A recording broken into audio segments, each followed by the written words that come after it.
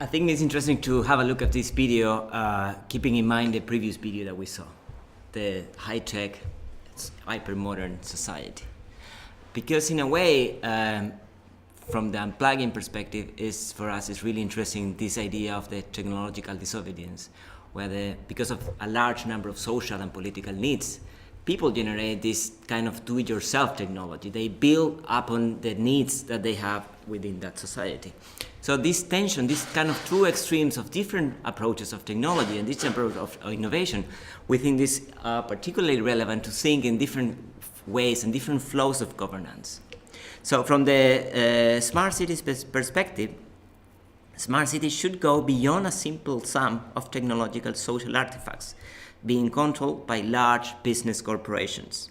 And smart cities from the social innovation perspective, in a way, propose the idea of cities from a complex urban governance systemic scala, which also address emerging contradictions like the one that we saw here, between the macro and the micro, where the meso is the black box that must be unwrapped.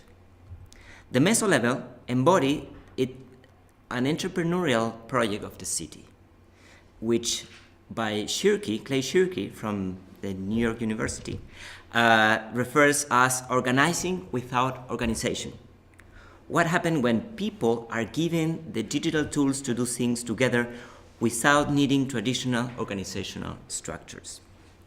This is a more bottom-up participatory approach, like smart cities, fab labs, or hacking the cities, which are in some ways novel cases where informal peer-to-peer approaches help to improve or diversify governance. As William said in early 80s, technologies is never neutral. It has the potential and capacity to be used socially and politically for quite different purposes. So some of the questions that we have here in this dimension are, how can smart cities be centralized versus decentralized decision-making process? How can the bottom-up and the top-down models coexist, if at all? What kind of planning paradigm fit better with the socially innovative smart city?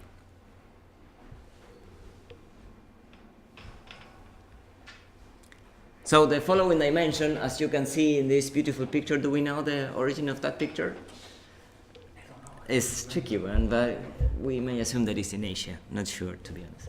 So here we have another video, as you may guess now. Let's see if you enjoy it as much as we did.